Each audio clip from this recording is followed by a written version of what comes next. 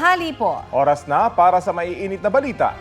Mainit-init na balita, naghain na ng reklamo ang negosyanteng si Charlie Atong Ang sa Office of the Prosecutor ng Mandaluyong. Laban yan kay Julie Dondon Patidongan na itinuturo siyang mastermind sa pagkawala ng ilang sabongero. Itinanggihan ng kampo ni Ang at sinabing walang basihan at katotohanan ang mga pahayag ni Patidongan. Bukod kay Ang, may iba pang pangalan na idinawit si Patidongan na mga utak rin umano sa krimen. Sinabi rin ni Patidongan sa eksklusibong panayam ng GMA Integrated News na binigyan siya ni Ang ng affidavit of recantation para bawiin at baligtarin ang kanyang mga salaysay kapalit ng 300 million pesos. Itinanggi ito ng kampo ni Ang. Masyado na kami bugbog, kailangan na kami lumabas. Kailangan kami lumaban eh. Hindi ko alam kung sino nasa likod niya. Siguro sa pag-iimbestiga na lang ng mga pulis siguro, makikita nila ko ang punot dulo niya kung ano yan. Hansikin nyo na lang, yung background ni Dondo na lang. Ayon pa sa kampo ni Ang, si Patidongan ang nanggigipit at nagbabanta sa kanya. Ang iba pang detalye sa mainit na balitang yan, tutukan maya-maya lang.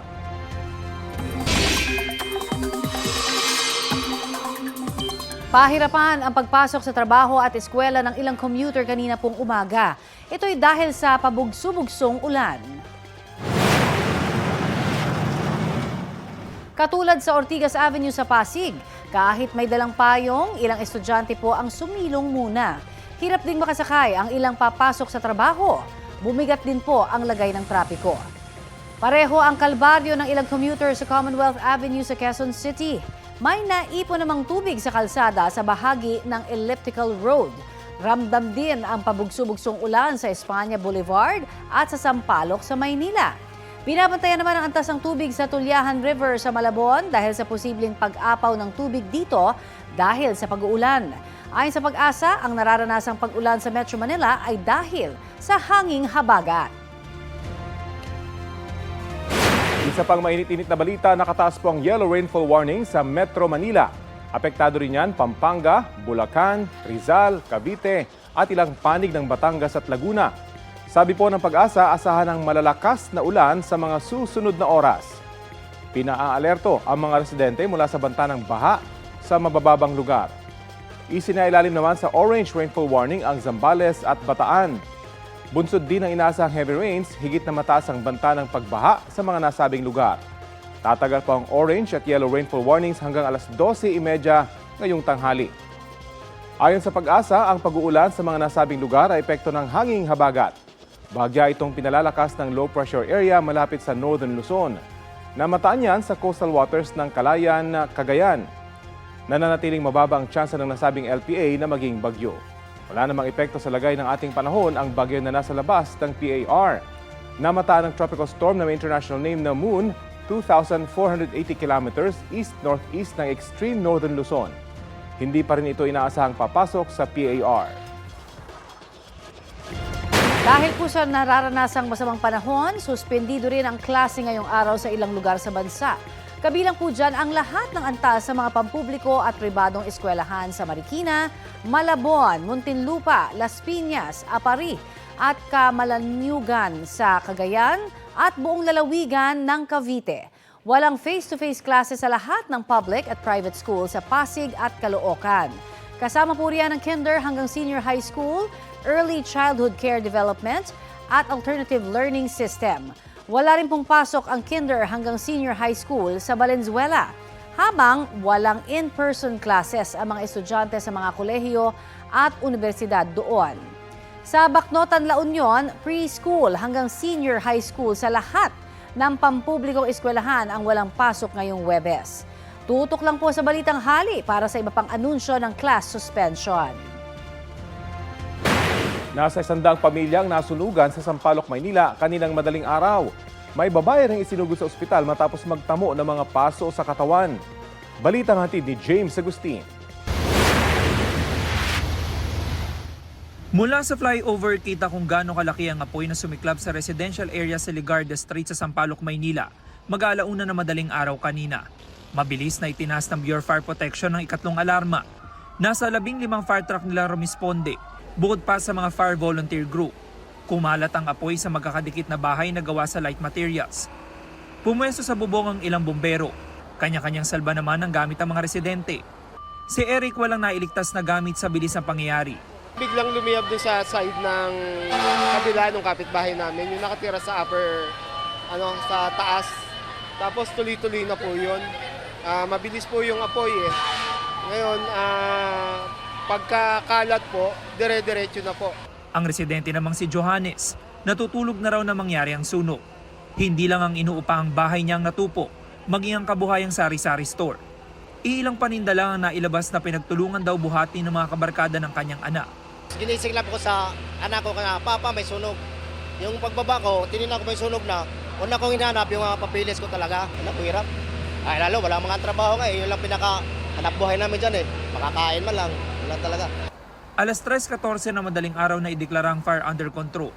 Ayon sa BFP, umabot sa 80 bahay ang nasunog, pati ilang commercial establishment.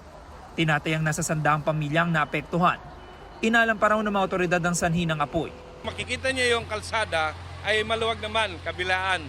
Ang lang natin pagdating sa loob, minsan na ubusan tayo ng tubig dahil hindi naman kaagad-agad nakakabalik ang ating mga fire truck na nag-refill. Okay naman po yung hydrant sa paligid, nakaka-supply naman po ng maayos. Isang babaeng residente ang kinilangan dalhin sa ospital matapos magtamo ng mga paso sa katawan. Pansamantalang tumutuloy ang mga residente sa basketball court ng Barangay 420. Kami naman dito sa barangay namin hindi namin sila pababayaan. James Agustin, nagbabalita para sa GMA Integrated News. Akala mo'y push bike o papadyak-padyak na itinutulak ng lalaki yan ang isang motorsiklo sa Barangay Poblacion South sa Oton, Iloilo. Ang motor na tila nagkaaberya, tinanakaw pala nila. Ayon sa pulisya, nakapark ang motorsiklo malapit sa isang boarding house ng tangiyin ng 3 minor de edad. Agad din silang natunton matapos makita ang motorsiklo na nakapark sa bahay ng isa sa mga binatilyo. Nasa kustodiya na sila ng Municipal Social Welfare and Development Office at isa sa ilalim sa counseling. Wala silang pahayag. Tahasan ng isinangkot ng isa sa mga akusado sa missing Sabongeros case na si Julie Dondon Patidongan o alias Totoy, ang negosyanteng si Atong Ang at 2 iba pa. Idinawit rin niya ang showbiz personality na si Gretchen Barreto. Buwelta ng kampo ni Ang, walang katotohanan ang mga alegasyon. Balitang hatid ni Emil Sumangil, exclusive. Sa muling pagharap ni alias Totoy sa GMA Integrated News, pumayag na siyang ilabas ang kanyang tunay na pangalan. Siya, si Julie Dondon Patidongan, head ng security ng ilang sabungan. Isa rin siya sa 6 na kinasuhan sa pagkawala ng mga sabungero sa iba't ibang lugar sa bansa. Ano naging papel mo dito sa missing sabungero? Ba't ikaw ay kasama sa kinasuhan? Sa totoo lang, wala akong kinalaman dyan at isa lang akong utusan niya na bilang farm manager. Sa eksklusibong pareham ng GMA Integrated News, pinangalanan ni Patidongan ang mga umunoy mastermind sa pagkawala ng hindi raw bababa sa 100 mga sabungero. Nandyan sa affidavit ko yan, Mr. Charlie Atong Ang, then Eric De La Rosa, Engineer Celso Salazar. Sila ang mastermind sa nawawalang mga sabungero. Sila ang utak ng lahat. Idinetalya niya ang papel ng mga ito. Si Mr. Eric De La Rosa, siya ang nagmamonitor ng mga palabas. Pag alam niyang tsupi, pinapaalam niya kay Mr. Atong Ang, then mag-uusap sila ni Celso Salazar, then itawag sa akin na i-hold yung mga taong nagtsutsupi. Kasi Mr. Atong Ang, siya yung chairman ng pitmaster. Siya ang pinaka-mastermind at siya ang nag-uutos na talagang iligpit yung mga yan. Pinangalanan na rin niya pati ang babaeng showbiz personality na nauna niyang iniugnay sa kaso. Yung artista na yan, walang iba kundi si Miss Gretchen Barreto. 100% na may kinalaman siya at gawa na lagi sila magkasama ni Mr. Atong Ang. Ang panawagan ko lang sa kanya para naman medyo maano siya, makipagtulungan na lang siya sa akin. Ayon kay Patidongan, nagpa-interview siya dahil kung ano-ano na raw bintang ang ibinabato sa kanya ng mga kalaban. Ipinakita niya sa akin ang affidavit na pinapipirma raw sa kanya ng kampo ni Atong Ang.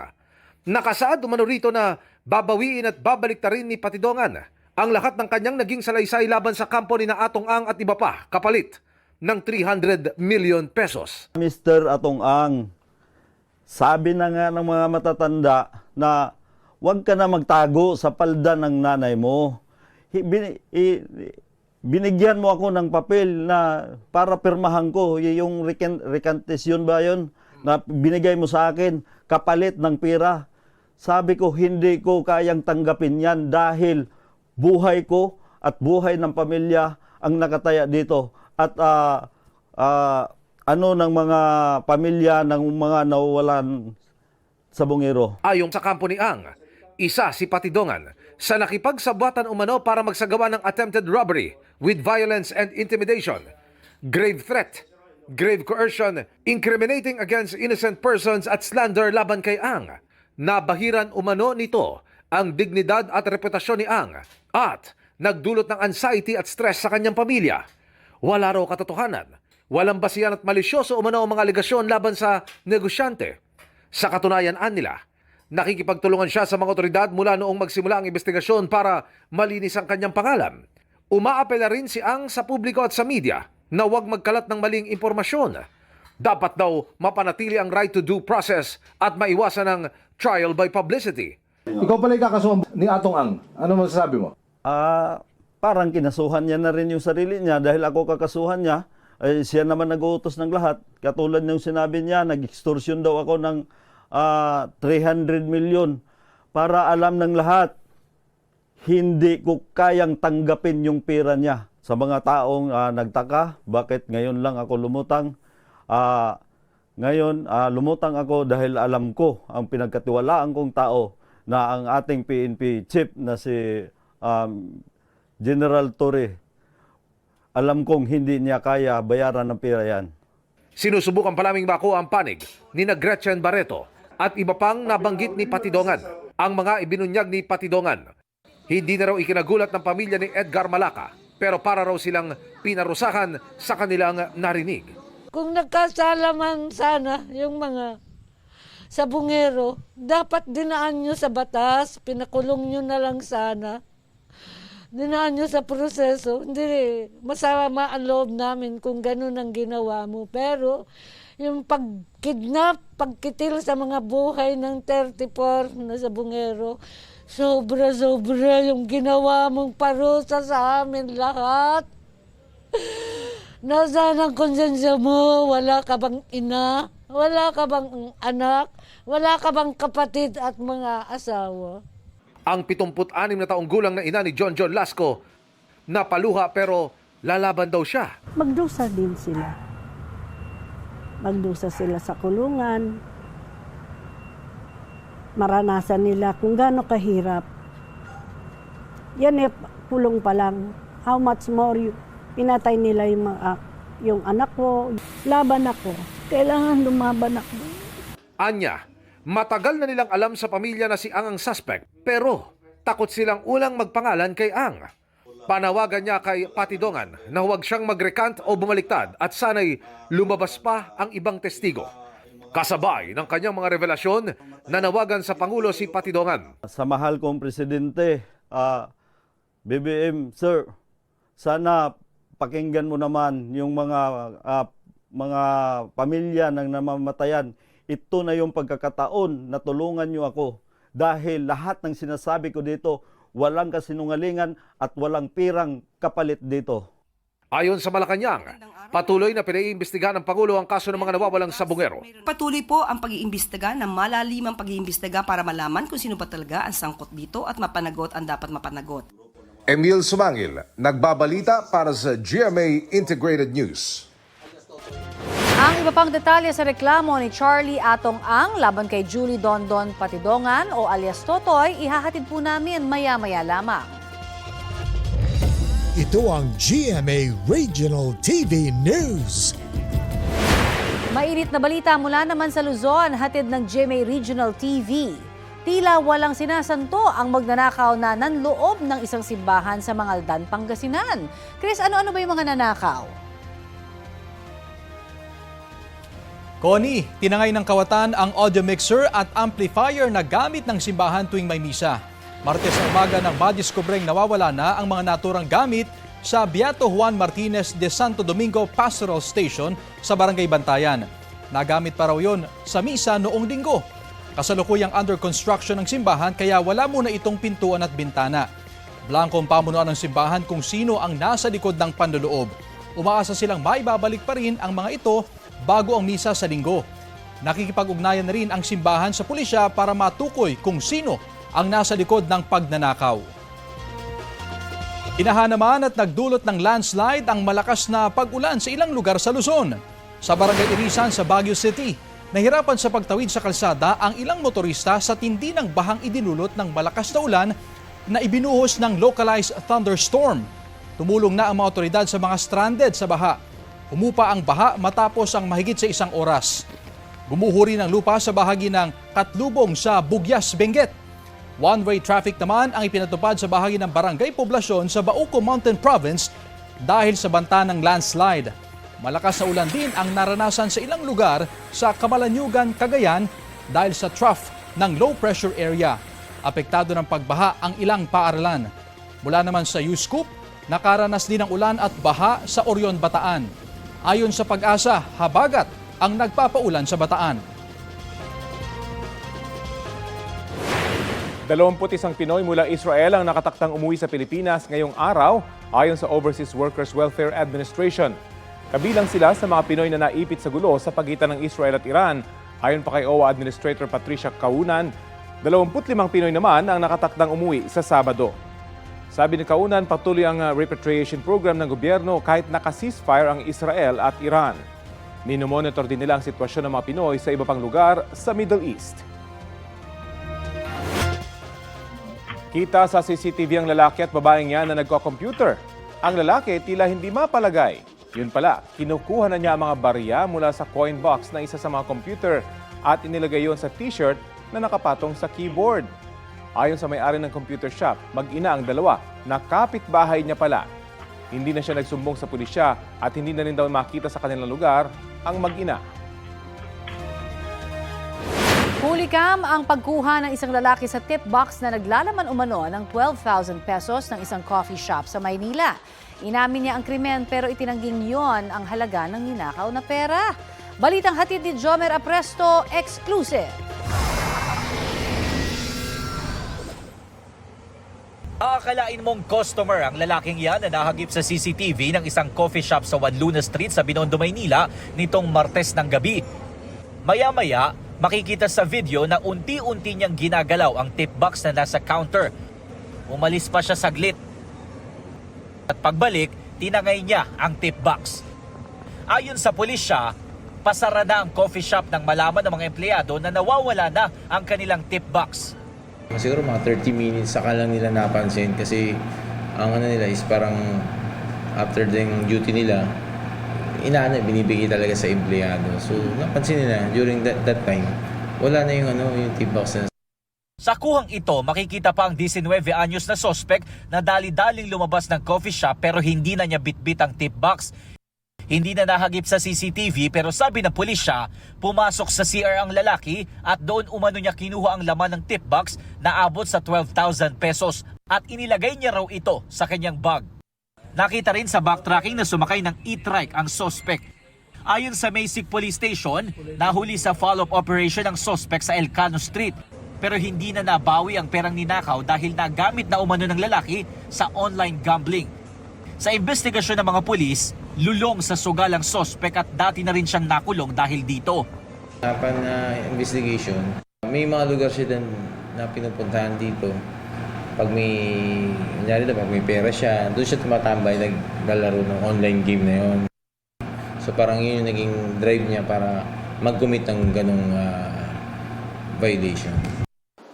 Aminado ang suspect sa nagawang krimen pero itinanggi niya na 12,000 pesos ang nakuha niyang pera. Ipinambili niya raw ang pera ng gatas at diaper ng kanyang 2 anak at hindi raw ipinansugal. Wala tawag na po ng pangangailangan Kasi sumayin po lahat yun, nasa mga 9 o 10 lang po yun, sir. Na-inquest na ang suspect at sinampahan na ng kasong theft. Jomer Apresto nagbabalita para sa GMA Integrated News. Ito ang GMA Regional TV News. Balita sa Visayas at Mindanao mula sa GMA Regional TV. Natagpuang patay sa loob ng kanyang taxi ang isang driver sa Lapu-Lapu, Cebu. Sara, paano daw siya nasawi? Rafi, namatay ang biktima dahil sa pamamaril batay sa nakitang tama ng bala sa kanyang ulo at dibdib. Sa isang CCTV, nakitang dumaan ang taxi habang nakabukas ang kanyang hazard light bago ito nagtungo sa isang bakanteng lote. Hindi raw agad napansin na isang nagtitinda malapit sa lugar na wala ng buhay ang driver hanggang sa lapitan nila ang taxi at nakitang basag ang salamin nito. Hinala ng pulisya, nagpanggap na pasahero ang salarin sa pagbatay sa driver. Wala na rin daw sa sasakyan ang wallet at cellphone ng biktima, pati ang memory card ng dashcam ng taxi. Ayon sa mga taong nasa lugar, may nakita silang lalaking tumakbo palayo mula sa taxi. Kasama ito sa patuloy pang iniimbestigahan ng pulisya. Umakyat sa mahigit 300 ang sumama ang pakiramdam dahil sa nalanghap na masangsang na amoy sa Sibalom, Antique. Sa ulat ng Superradyo Iloilo, naka-red alert na ang Antique Provincial Operations Center para tutukan ang sitwasyon. Noong Martes, na ospital ang ilang estudyante sa 2 paaralan matapos mahimatay, sumikip ang dibdib at magsuka dahil nga sa naamoy. Apektado na rin ang ilang residente roon ng mabahong amoy na hindi pa rin tukoy kung saan nanggaling. Nagpapatuloy ang environmental monitoring at toxicology tests sa pangunguna ng Department of Health. Nag-iimbestiga na rin ang DepEd Antique at provincial government. Isa sa ilalim naman sa psychosocial intervention ng mga apektadong mag-aaral at guro. Suspendido muna ang face-to-face classes sa mga naapektuhang paaralan.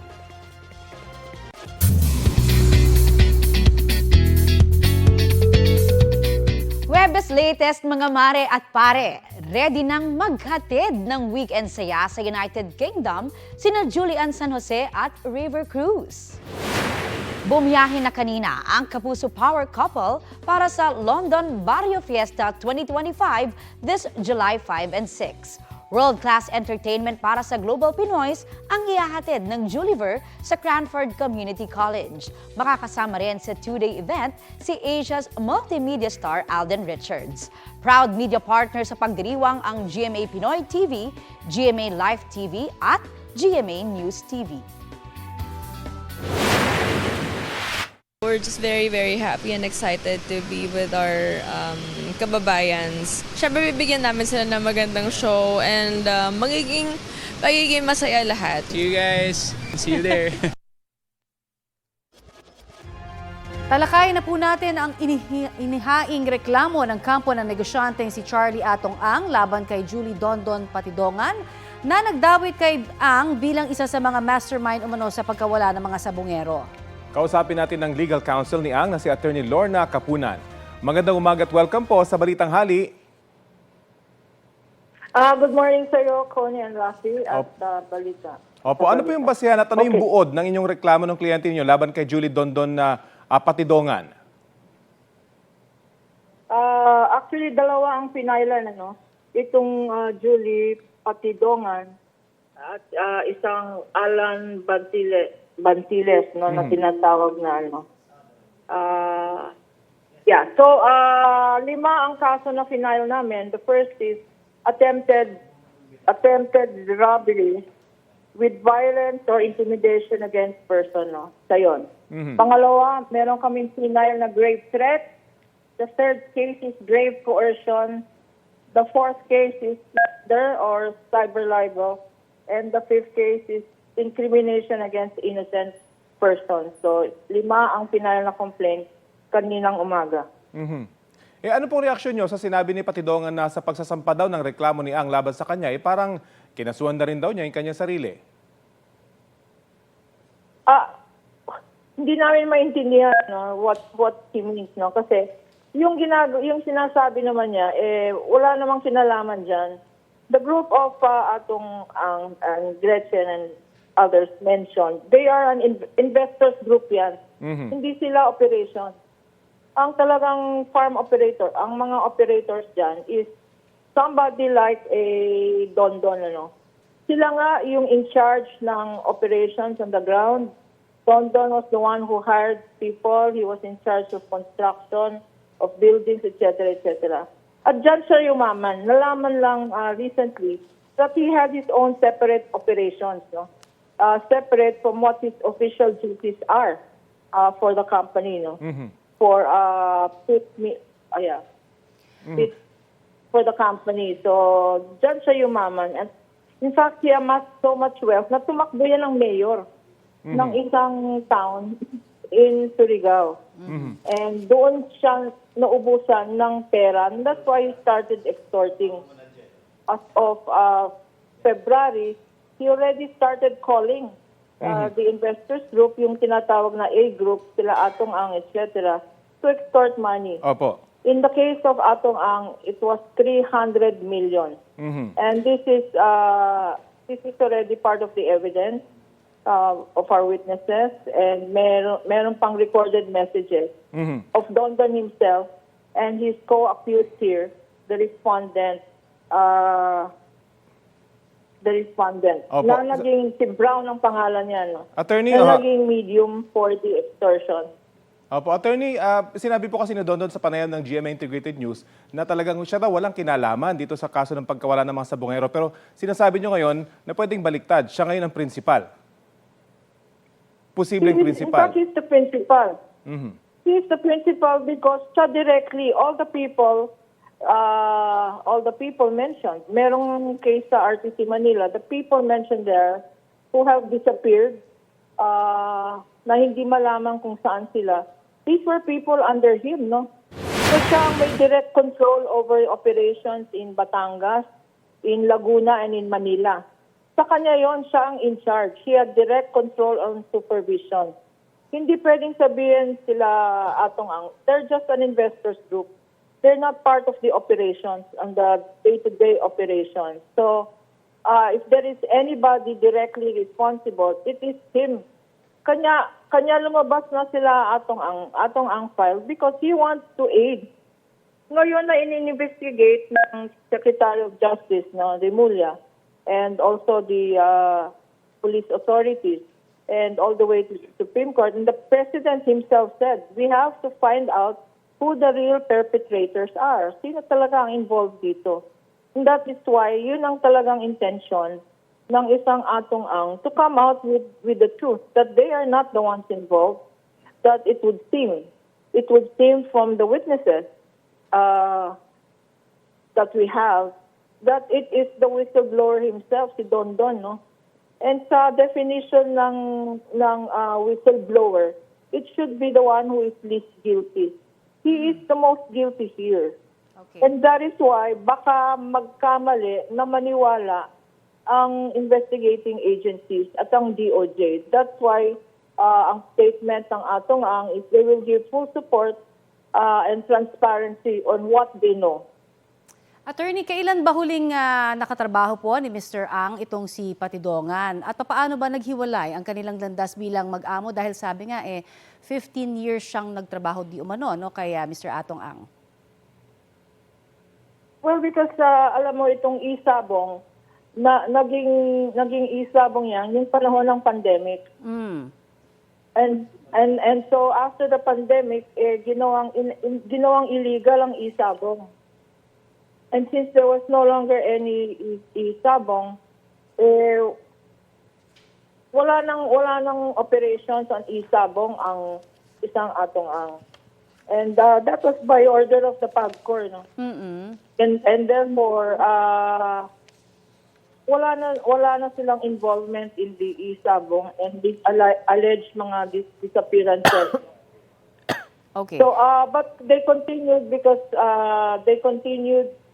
relations because especially nung tumakbo to ng mayor, sinulungan pa ni Mr. Atong Ang, nagbigay pa ng 12 million for his campaign fund.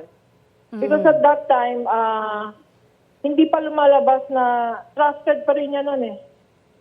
Naging security guard lang yan, naging driver, and then because nga masipag, nakita niyang masipag, binigyan niya ng supervision and control, yung mga farm operations, yung mga operations.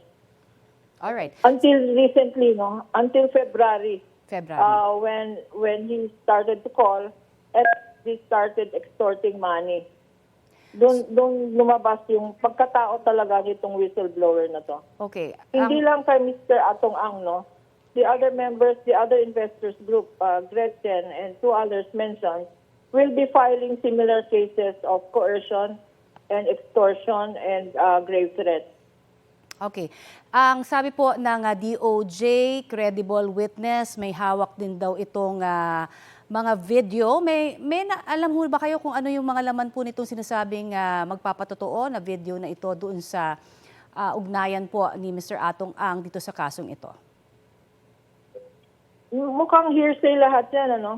Kung meron ng evidence, dapat linabas na nila. This case has been pending in Manila, RTC Manila, for more than 3-4 years, no? If there is really convincing evidence, dapat linabas na ng whistleblower na to. Yung alleged video na yan, ano? Okay, sinasabi rin ho On the other hand, Go ahead. Mr. Atong Ang has phone conversations. Phone conversations, ang kasama si Don dyan, on the extortion. Hindi hearsay ang evidence na ipipresenta sa mga complaints na to. We have evidence from, kasi meron rin sinabi si whistleblower, no, si Don, na he's being coerced to retract. That is not true. Yung retraction na yan, sila ang nag-offer na mag-retract. Yun ang consideration for, pag nagbigay daw ng 300, mag-execute sila ng affidavit of retraction. Retracting whatever it is they want to file or have yung statements nila, no?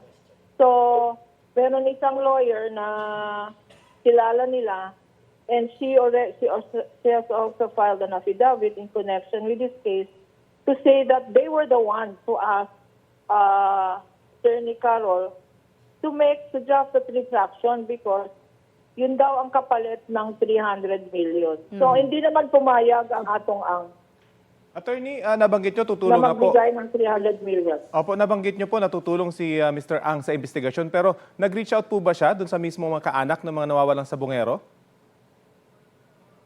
Well, I would think so, no? Kasi for the hindi na kilala. Ang totoo, hindi niya really kilala ang mga involved dito, no? Hindi niya kilala yung families. He has no connection with the victims or the families of the victims. Pero will he be willing But if to they come connect with the forward- relatives para po maibsan yung kanilang pangungulila at masabi talaga na siya tutulong sa investigasyon? Of course, whatever it is that Mr. Atong Ang can do to help, no? Especially since the President himself said that there will be no hesitation to see who are really involved. Kung may police dyan, kung mayroong mga power play dyan, kung mayroong mga politicians dyan and celebrities, dapat transparent dapat ang investigation. And dapat all evidence must be in, no? Para matapos na, because tama ang presidente, no? Tama naman ang publiko na this has been pending for so long. And kawawa naman ang mga families of these victims who have disappeared, whose whereabouts are known, no? Na hindi pa makita yung mga dead bodies nila. So, full cooperation po ang panig ng Atong Ang with the investigation. Well, tututukan po natin ang balitang ito. Maraming salamat po sa oras na binahagi nyo sa Balitang Hali. Thank you sa inyo at sa Balitang Tanghali. Mabuhay po kayo. Salamat po si Attorney Lorna Kapunan. Susubukan pa naming kuhana ng bagong reaksyon si Patidongan, pati ang isa pang inireklamo ni Ang na nabanggit po ni Attorney Kapunan na si Alan Bantiles.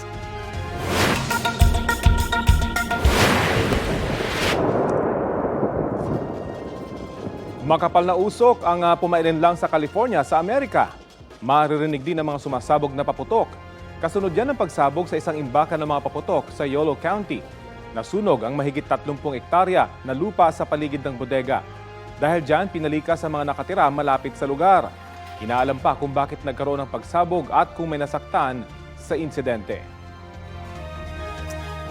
Balik tayo sa mga balita sa bansa. Wala raw special treatment at hindi raw isa sa ilalim sa hospital arrest si dating Congressman Arnie Teves. Sinabi yan ni DILG Secretary John Vic Remulla matapos i-discharge si Teves sa Philippine General Hospital nitong Martes.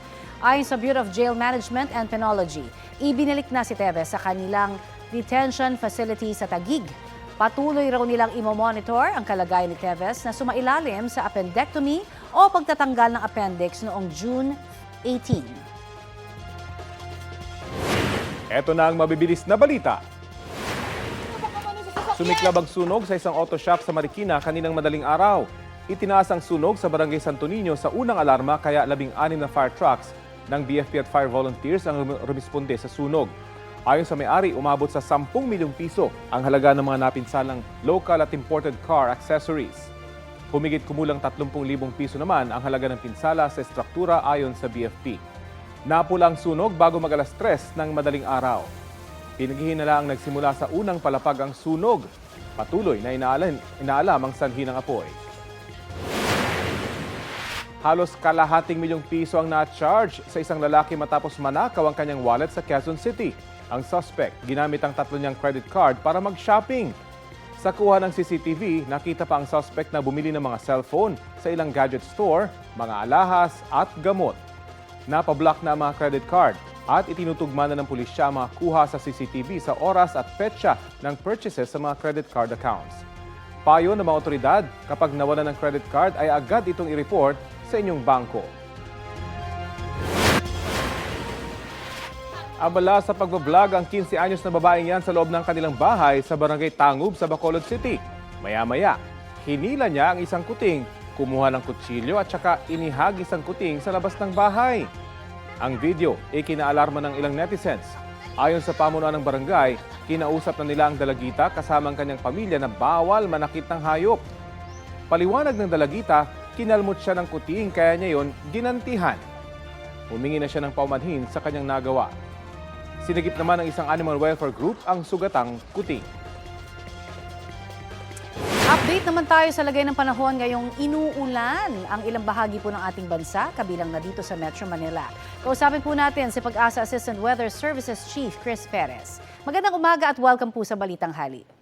Magandang umaga, Ms. Connie, at sa lahat po na ating mga taga-subaybay. Ano po ba ang dahilan ng pabugso-bugsong pag-ulan na naranasan sa ilang bahagi po ng Metro Manila at ilang probinsya? Sa ngayon po, yung mga nabanggit nating lugar, including Metro Manila, apektado ng habagat or yung southwest monsoon. Inaasahan po natin yung mga pag-ulan na magiging madalas all throughout the day, although may mga breaks naman in between. Pero yun nga, andyan pa rin yung dahil sa mga pag-ulan, yung mga posibleng banta ng mga pagbaha, lalo na sa mga low-lying areas at pagguho ng lupa, lalong-lalo po sa mga lugar na malapit po sa, or sa mga komunidad na malapit sa paanan ng mga bundok. I see. At ilang LPA ba ang binabantayan po natin sa mga sandaling ito? Ms. Connie, bali isa pa rin po no, yung binabantayan natin nitong mga nagdaang araw.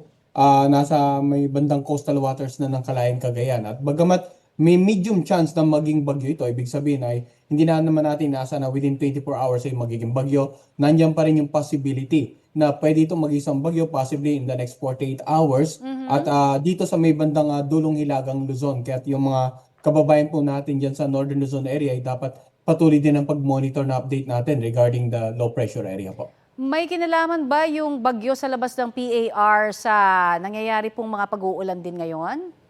Well, sa ngayon po, napakalayo nitong bagyo na nasa labas ng PAR. Yung talagang direktang nakaka-apekto sa ating bansa, in particular sa mga Northern Luzon area, itong low pressure na binabantayan natin, habang yung habagat naman sa mga lalawigan sa western areas of Luzon, kasama na nga dyan ang Metro Manila. Para makapaghanda na ho yung ating mga kababayan, saan ba yung direksyon na tinatahak po nitong LPA at ano-ano yung mga lugar na inaasahan pa nating uulanin?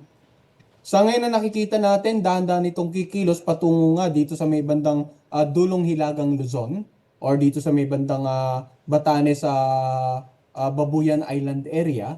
At sa mga susunod na araw, kapag nag-develop ito na tuloy na mag-isang bagyo, ay inaasahan naman natin na dahan-dahan kikilos ng pan-northeast. Pero dun sa babagal na pagkilos ito sa Northern Luzon area nga, or papalapit sa extreme Northern Luzon area, inaasahan nga natin yung patuloy ng pag-uulan. Kaya may banta rin po ng mga pagbaha at pagguho ng lupa dyan sa Northern Luzon area. Pa-weekend na ho, ano ho ba ang tsansa na magkaroon pa ng bagyo kaya sa mga susunod na oras o araw? Well, ang nakikita po natin, itong binabantayan nating low pressure ay posibleng nga maging bagyo ngayong darating na weekend at makaapekto sa dulong hilagang Luzon. So, maulang weekend po ang aasahan natin, sir? Tama po, hindi lamang dito sa apektado ng low pressure, no, kundi maging dito sa Metro Manila at saka yung mga lalawigan sa western section ng Luzon dahil naman po sa habagat. Maraming salamat po sa inyong update sa amin. Yan naman po si Pag-asa Assistant Weather Services Chief Chris Perez.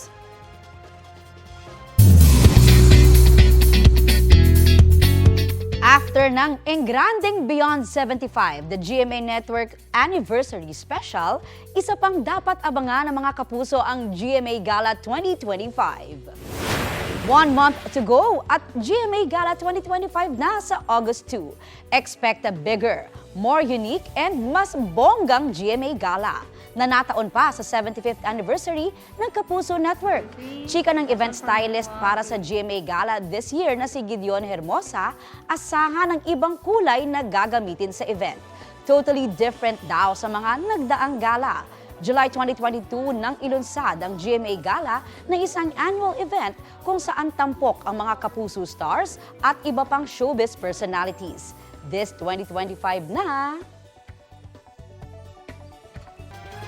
Ibinasura ng Court of Appeals ang petisyon ni Cassandra Leong na ipawalang bisa ang pagsasakdal sa kanya ng Department of Justice sa kasong Qualified Human Trafficking.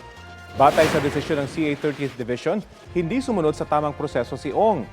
Kinwestiyon kung bakit dumiretso si Ong sa Appeals Court sa halip na maghain muna ng motion for reconsideration sa Department of Justice. Ikinatwiran ni Ong na wala nang saysay magpetisyon sa DOJ dahil hindi naman anya nirespeto ang kanyang karapatan sa due process. Hindi kumbinsido riyan ang CA. Sa ginawa raw ni Ong, hindi nabigyan ng pagkakataon ng DOJ na itama ang mga posibleng pagkakamali ng ahensya. Sinisikap pang kunin ng GMA News Online ang pahayag ni Ong ukol sa desisyon ng CA. Ang Qualified Human Trafficking case ay kaugnay sa mga illegal umunong aktibidad sa Lucky South 99 Pogo sa Porac, Pampanga, kung saan si Ong ang authorized representative nito sa PAGCOR. Ito ang GMA Regional TV News. Sumemplang ang isang motorsiklo sa Zamboanga City matapos bumangga sa asong gala. Sugat sa mukha ang tinamon ng 47 anyos na lalaking rider. Sa mga tuhod at braso naman napuruhan ang dalawang pamangkin niya na angkas noon. Base sa investigasyon, bigla na lang tumawid ang aso kaya nabangga ito ng motorsiklo sa Barangay Tumaga. Buhay ang aso na agad tumakbo palayo. Arestado ang isang lalaki sa Dinalupihan, Bataan dahil sa pagbebenta umano ng iligal na droga. Ayon sa mga pulis, nasabat mula sa sospek ang mahigit sa 10 gramo ng hinihinalang shabu. May street value yan na mahigit sa 71,000 pesos. Walang pahayag ang sospek na maharap sa reklamong paglabag sa Comprehensive Dangerous Drugs Act. Mainit-init na balita, itutuloy ng Department of Agriculture ang pagbaba sa maximum suggested retail price ng imported na bigas sa July 16. Ayon kay Agriculture Secretary Francisco Tiu Laurel Jr., ibababa ang ceiling nito sa 43 pesos kada kilo. Mula po yan sa 45 pesos. Ang MSRP ipanatutupad sa 5% broken o yung mga karaniwang kinukonsumong imported na bigas. July 1 o nito pong Martes dapat ipatutupad na ang pagbaba sa MSRP pero ipinagpaliban dahil sa anilay heightened volatility sa mga pandaigdigang merkado.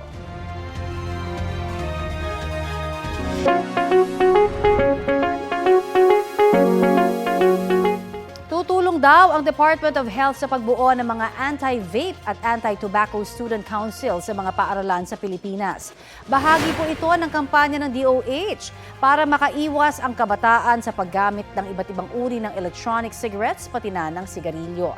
Layo ng pagbuo ng mga student council na maimpluwensyahan ang kabataan na iwasan ito at malaman ang masamang dulot sa katawan ng paninigarilyo. Nauna nang bumuo ng Anti-Vape at Anti-Tobacco Student Council ang Eusebio High School sa Pasig. Batay po sa pag-aaral ng World Health Organization noong 2019, mahigit 12% ng kabataan sa Pilipinas ay tobacco user. Mahigit 14% naman ang gumagamit ng electronic cigarettes.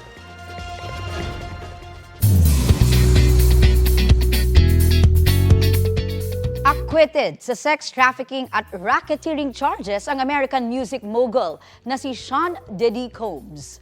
Kasunod yan ng 7 linggong trial kaugnay sa mga isinampang kaso ng pang-aabuso laban sa kanya. Guilty ang naging hatol sa kanya sa mas mababang prostitution-related offenses. Hindi naman pinagbigyan ng korte ang hiling niyang makapagpiyansa at mananatili pa rin sa kulungan hanggang sa sentencing sa 2 counts ng transportation to engage in prostitution. Una nang pinabulaanan ni Combs ang mga alegasyon laban sa kanya. Mga mare, for the first time, isang Pilipina ang magkakaroon ng star sa Hollywood Walk of Fame sa Los Angeles, California. Siya ang nag-iisang theater diva na si Lea Salonga sa anunsyo ng Hollywood Chamber of Commerce. Kabilang ang Tony Award-winning artist sa mahigit 30 celebrities na magkakaroon ng bagong stars sa Hollywood Walk of Fame. Sa kanyang Instagram story, ikinagulat ni Lea ang balita at nagpasalamat sa pag-nominate sa kanya para mapabilang sa listahan. Bukod kay Lea, magkakaroon din ng star sa Hollywood Walk of Fame ang mga kilalang personalidad tulad ni Miley Cyrus, Gordon Ramsay at Shaquille O'Neal.